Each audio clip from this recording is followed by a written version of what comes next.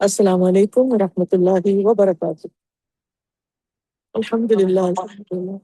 اس وقت ہم عرفات کے میدان میں ہیں، اپنے کیمپ میں ہیں، اور عرفات کی جو دعا ہمیں مسنون ملتی ہے، آج میں چاہتی ہوں کہ اس کے بارے میں کچھ باتیں کروں تاکہ ہم اس کو پوری روح کے ساتھ پڑھ سکیں۔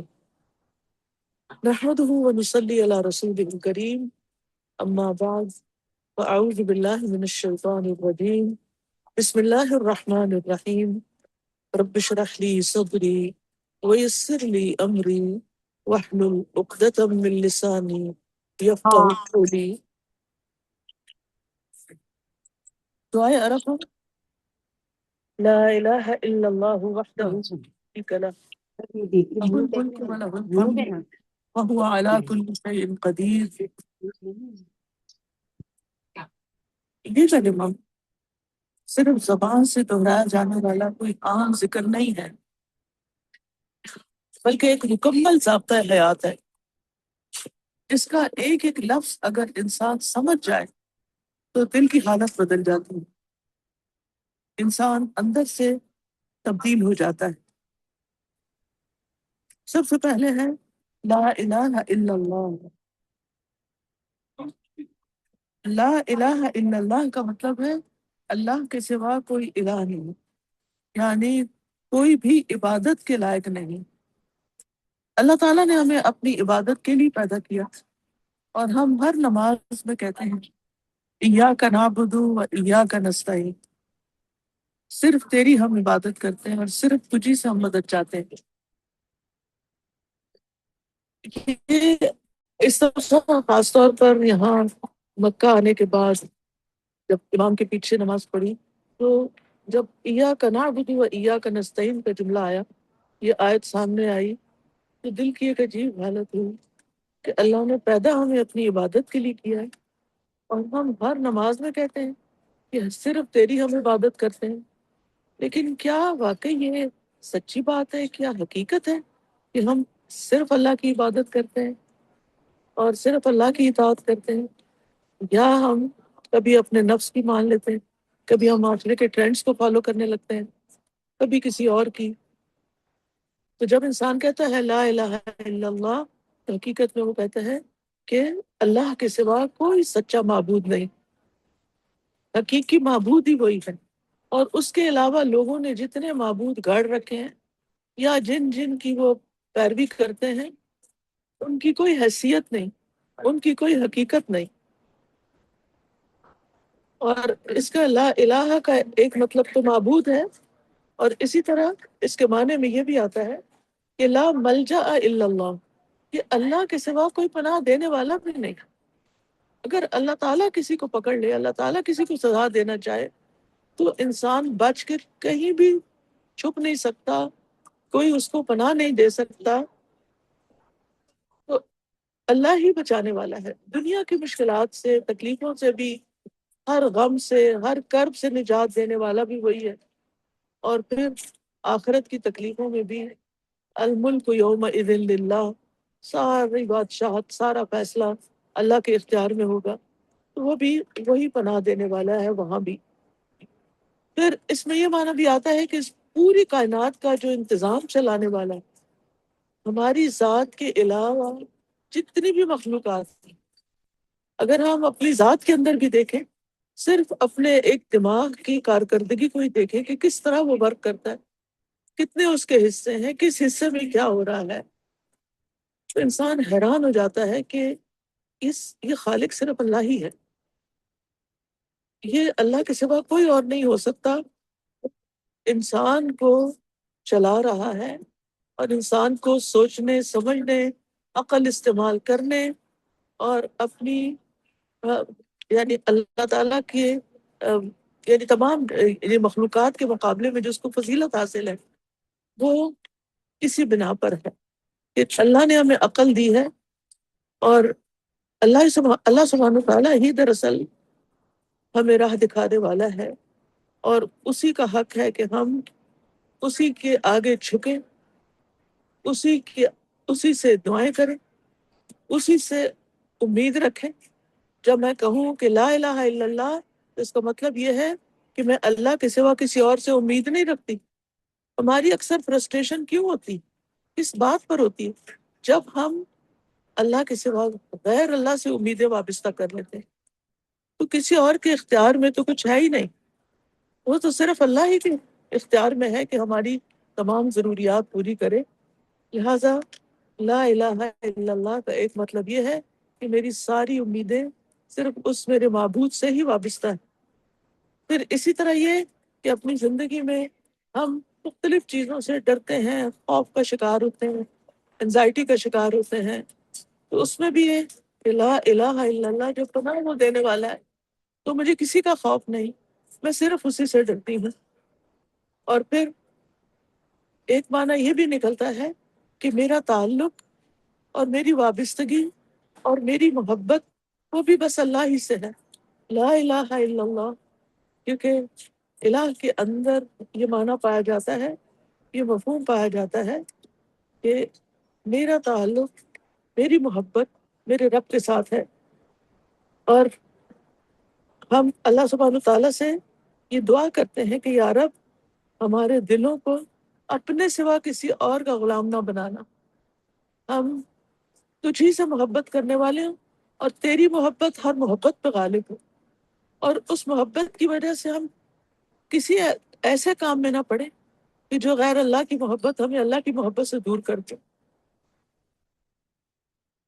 تو بہرحال لا الہ الا اللہ، وہ میرا الہ، وہ میرا رب، وہی اکیلا مجھے سہارا دیتا ہے، میری ٹوٹ پھوٹ کو درست کرتا ہے، میرے ٹوٹے ہوئے دل کو جوڑتا ہے، میرے غموں کا مداوع کرتا ہے، وہی مجھ پر رحم کرتا ہے، وہی اکیلا مجھے رزق دیتا ہے، وہی میری تکلیفیں دور کرتا ہے، وہی میری بیماریوں میں مجھے شفا دیتا ہے، وہی میری ہر اس جگہ میری مدد کرتا ہے جہاں مجھے مدد کی ضرورت ہوتی ہے، کیونکہ میں مدد بھی اسی سے طلب کرتی ہوں.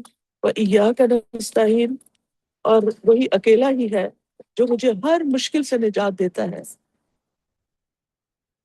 تو لا الہ الا اللہ وحدہ لا شریک لہ، یہ جتنی بھی ہم نے اس کی صفات کا ذکر کیا ہے، ان میں کوئی بھی اس کا شریک ہے ہی نہیں. نہ کوئی انسان، نہ کوئی جن، نہ کوئی فرشتہ، نہ کوئی نبی، نہ کوئی ولی، نہ کوئی اور مخلوق، اس کا کوئی بھی شریک نہیں. نہ کوئی اس کی بادشاہت میں شریک ہے، نہ اس کے علم میں کسی کی شراکت ہے، الا ماشاء اللہ، مگر جو اللہ کسی کو خود عطا کر دے. کیونکہ ولا یحیطون بشیء من علمہ الا بما شاء، اس کے سوا غیب کا علم کسی کے پاس نہیں، نفع نقصان کا کوئی اور مالک نہیں. یہ چیز انسان کو کس قدر بہادر بنا دیتی ہے، اور انسان دوسروں سے ڈرنے کی بجائے اور دوسروں سے امیدیں وابستہ کرنے کی بجائے اپنے رب ہی کی طرف توجہ کرتا ہے. پھر یہ کہ صرف اسی پر ہمارا بھروسہ ہوتا ہے، ہمارا توکل اسی پر ہوتا ہے. اور جب ہماری محبت، ہمارا خوف، ہماری امید، ہماری مدد سب اس سے وابستہ ہے، تو پھر انسان صرف اسی کے در پہ جا کے جھکتا ہے، اسی کا غلام بننا پسند کرتا ہے، اور اسی کے آگے بچھ جاتا ہے، اور اسی کو پکارتا ہے لبیک اللہم لبیک، کہ اے اللہ میں حاضر ہوں، میں حاضر ہوں، سب سے زیادہ میں تجھ سے محبت کرتا ہوں، اور تیرے بلانے پر میں تیری اس جگہ پر آیا ہوں جہاں تیرا وعدہ ہے کہ تو گناہوں کو معاف کر دیتا ہے اور جہنم سے آزاد کر دیتا ہے. اللہ تعالیٰ ہم سب کی گردنوں کو آج جہنم سے آزاد کر دے، اور ہمیں ہمارے سارے گناہوں کو معاف کر دے، وہ چھوٹے بڑے گناہ جو آگ کی طرف لے جانے والے ہیں. نہ صرف یہ کہ ہمارے تمام رشتہ دار ہوں، ہمارے پیار ہوں، ہمارے دوستوں، ہمارے محسنوں، اور جن کو ہم جانتے ہیں، اور باقی امت کو بھی اللہ سبحانہ تعالیٰ آگ سے نجات دے دے، کیونکہ آگ سے نجات کی کنجی صرف لا الہ الا اللہ ہے. لہ الملک، ہر طرح کی ملکیت اور ہر طرح کی بادشاہت صرف اللہ کی ہے. میری ذات، بدن، میرے وجود، میری ذات کا مالک بھی اللہ. میری جتنی بلانگنگز ہیں، میرا مال ہے، اولاد ہے، گھر ہے، علم ہے، کام ہے، کوئی بھی چیز، ان سب کا اصل مالک اللہ ہے. وہی دیتا ہے اور جب وہ چاہے وہ لے بھی سکتا ہے. ان میں سے کسی چیز پر ہمارا اختیار نہیں. لیکن عام طور پر ہم یہی کہتے ہیں نا، میری گاڑی، میرا گھر، میرا مال، میرا بینک بیلنس، میری فلاں چیز. ہر وقت ہمیں اس چیز کی فکر ہوتی ہے کہ یہ چیز میری ملکیت میں آ جائے، جبکہ ملکیت اصل میں اللہ ہی کی ہے. ہماری صحت، طاقت کا مالک بھی وہی ہے، ہماری خوبصورتی کا مالک، ہمیں جتنا، ہمارے اسٹیٹس کا مالک، ہمیں جو بھی عزت دی گئی ہے دنیا میں، وہ سب اس کا مالک بھی وہی ہے. کہتے ہیں نا، اللہم مالک الملک تؤتی الملک من تشاء وتنزع الملک ممن تشاء. کہ اللہ سبحانہ تعالیٰ ہی مالک الملک ہے، ساری بادشاہت کا مالک وہی ہے. جس کو چاہتا ہے بادشاہت عطا کرتا ہے، اور جس سے چاہتا ہے چھین لیتا ہے. لہٰذا جو کچھ بھی ہے، ہمارے دل بھی اس کے ہاتھ میں ہے، جدھر چاہے وہ ان کو پھیر دے. ہمارے اہل و عیال اور ہمارا فیوچر، ہماری طاقتیں، ہمارے پاس جتنی بھی جس قسم کی بھی نعمتیں ہیں، ان سب نعمتوں کا مالک بھی دراصل اللہ ہے. جیسے ہم تلبیہ میں بھی کہتے ہیں، ان الحمد والنعمت لک والملک. یہ ساری تعریف، ساری بادشاہت، ساری ملکیت، سب کچھ تیرا ہی ہے. یہ ہمارے پاس جو کچھ ہے وہ تیرا دیا ہوا ہے اور امانت ہے، اور ہم سے دیکھا جا رہا ہے کہ ہم اس کو استعمال کیسے کرتے ہیں. چاہے ہماری عقل ہے، ہماری قوتیں ہیں، ہمارا مال ہے، ہماری اولاد ہے، ہمارا گھر ہے، ہمارے وسائل ہیں، ہماری دولت ہے. ایک ایک نعمت کے بارے میں یہی دیکھا جا رہا ہے کہ ان نعمتوں کو ہم اللہ تعالیٰ کی مرضی کے مطابق استعمال کرتے ہیں یا اسی کی نافرمانی کے میں استعمال کرتے ہیں. تو اللہ تعالیٰ ہمیں توفیق عطا فرمائے. اور پھر لہ الملک، چونکہ سارا کچھ ہے اسی کے پاس، لہ الحمد، ساری تعریف بھی اسی کی ہے. کیونکہ تعریف تو مالک کی ہوتی ہے نا. جن کے پاس صرف امانت ہے یا ادھار دے رکھا ہے، اس پر ان کی کیا تعریف. اور اللہ تعالیٰ کی ہم خوشی میں بھی کریں، ہم غم میں بھی کریں، ہم صحت کی حالت میں بھی کریں، ہم دکھ کی حالت میں بھی کریں، ہم تکلیف پر بھی کریں، اور ہم آسانی پر بھی کریں. کیونکہ ہر حال میں تعریف اسی کی ہے. اور اللہ تعالیٰ کے فیصلوں کی حکمت سمجھ آئے تو بھی ہم کریں، اور اگر اس کے فیصلوں کی کوئی حکمت سمجھ نہیں آتی تو بھی. کیونکہ بعض اوقات ایسا ہوتا ہے کہ ہم کسی چیز کے لیے بہت دعائیں مانگ رہے ہوتے ہیں. مثال کے طور پر جب سے ہم حج کا ارادہ کرتے ہیں تو ہم یہ دعائیں مانگنا شروع کر دیتے کہ اللہ حج نصیب کرنا، اللہ ہمیں صحت دینا، کہ ہم صحت کے ساتھ اپنے پاؤں پہ سب کچھ تیری عبادت کے لیے بھاگ دوڑ کریں.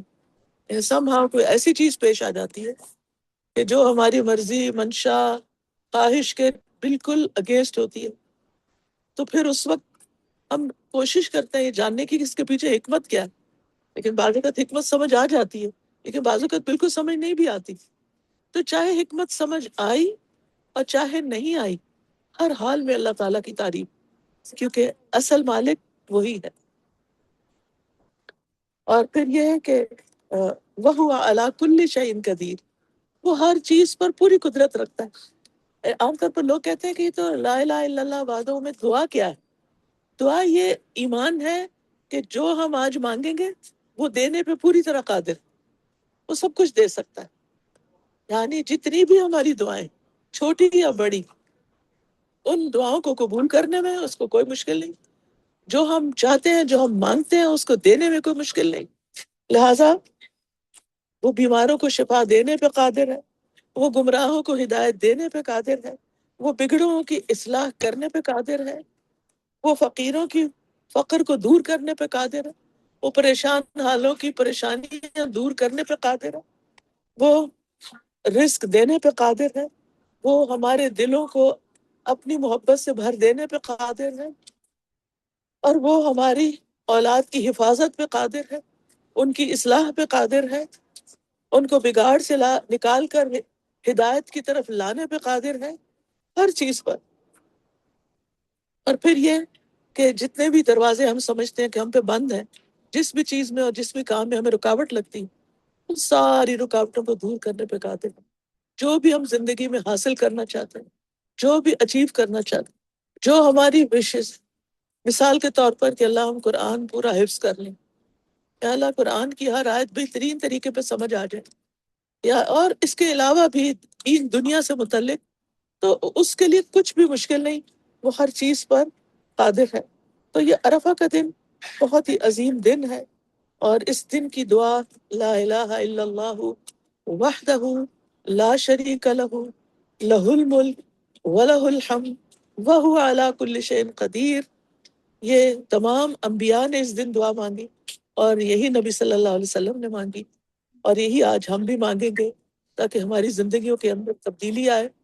اور الحمدللہ اس سلسلے میں یہ بہت ہی اللہ تعالیٰ کی شکر گزار ہو کر اعلان کرنا چاہتی ہوں کہ الحمدللہ ہماری دعائیں ایپ میں ہر دعاؤں کے مجموعے کے بعد یہ دعا ایڈ کر دی گئی ہے، تاکہ جو لوگ بھی آج کے دن عرفہ میں ہوں یا عرفہ کے علاوہ کہیں بیٹھ کر اس وقت پر، جب اللہ تعالیٰ فرشتوں کے سامنے ان بندوں پہ فخر کر رہا ہے اور دعائیں مانگنے والوں کی دعائیں قبول کر رہا ہے، تو وہ ہماری ان دعاؤں کو سن لے، اور ہم ساتھ ساتھ اور دعائیں مانگتے ہوئے اس دعا کو نہ بھولیں۔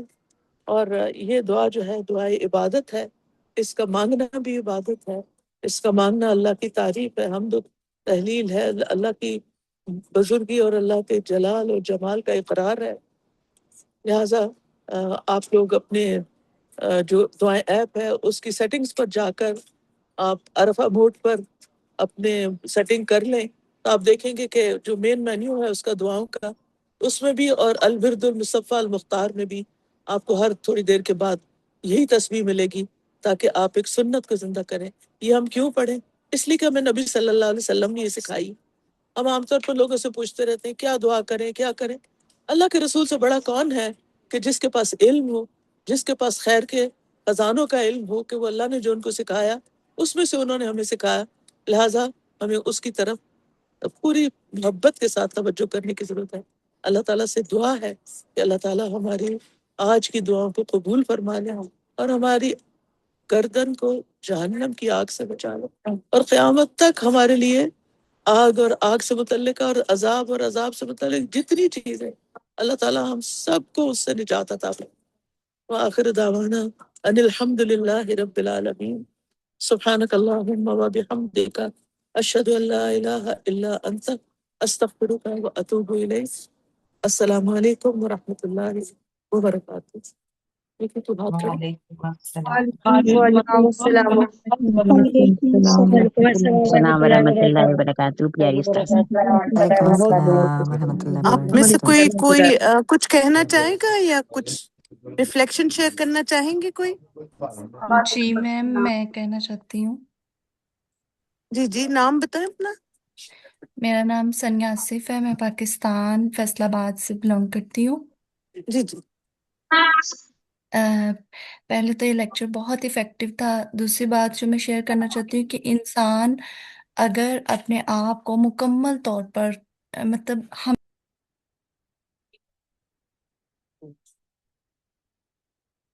میم آپ کو آواز جی جی کریں، دوبارہ سے بات کریں، 1 منٹ۔ میں میں میں جی جی یہ بولیے۔ میں یہ کہنا چاہتی ہوں کہ اساتذہ نے جو اس دعا کے بارے میں بتایا تو یقین کریں کہ یہ بہت اچھا پوائنٹ تھا کہ سب سے پہلے اللہ کی توحید کا اقرار، اور اس کے بعد اللہ تعالیٰ کا جو یہ خوبصورت نام آیا ہے القدیر، اللہ تعالیٰ ہر چیز پر قادر ہے۔ تو دعائیں مانگتے ہوئے یہ بات انسان کو ہمیشہ یاد رکھنی چاہیے کہ انسان جو بھی مانگ رہا ہے اللہ تعالیٰ اسے دینے پر قادر ہے۔ اور دوسری بات یہ میں ایک کرنا چاہتی تھی کہ انسان اگر چاہتے کہ وہ اپنی آپ کو مکمل طور پر، ہم چاہتے ہیں کہ اپنی پروڈکٹیوٹی کو انکریز کریں یا ہم بہت کچھ کریں، تو وہ تب بھی ہو سکتا ہے جب ہم اللہ کے آگے مکمل طور پر سبمٹ کریں۔ پھر اللہ تعالیٰ جو ہمیں راستے دکھاتے ہیں وہ بہترین ہوتے ہیں ایز کمپیئر ٹو جو ہم نے سوچے ہوتے ہیں اپنی لائف میں کرنے کے۔ اللہ تعالیٰ ہمیں بہترین ہماری رہنمائی کرے اور ہمیں اپنی اسکلز کو اچھے طریقے سے یوز کرنے کی توفیق عطا فرمائے۔ آمین، جزاک اللہ۔